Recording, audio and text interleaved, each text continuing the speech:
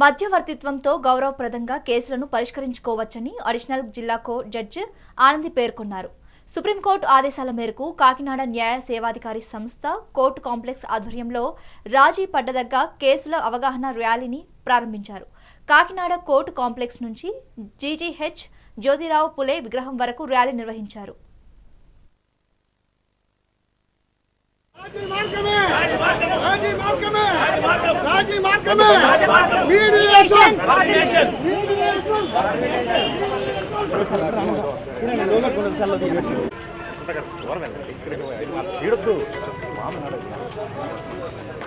Nation అని ఒక 90 days programme conduct చేస్తున్నాము.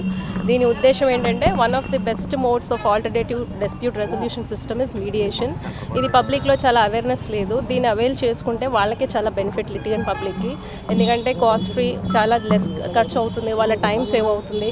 అండ్ మీడియేషన్లో వాళ్ళే పార్టిసిపేట్ చేస్తారు కాబట్టి they will have a say. So court procedure అంతా ఫాలో అవ్వాల్సిన అవసరం లేదు. సో చాలా ఈజీగా వాళ్ళ డిస్ప్యూట్ని రిజల్వ్ చేసుకోవడానికి ఇది ఒక మంచి మార్గం. ఇది పబ్లిక్లో ఒక అవేర్నెస్ తెలిసి మీడియేషన్ మనం మోర్ ప్రివలెంట్ అవ్వాలనే ఒక ఉద్దేశంతో ఈ క్యాంపెయిన్ చేస్తున్నాము. యాక్చువల్లీ 10 to 16 వరకు క్యాంపెయిన్ చేయాలి. ఆ పార్ట్ ఆఫ్ క్యాంపెయిన్లోనే ఇవాళ ర్యాలీ కూడా కండక్ట్ చేస్తున్నాము.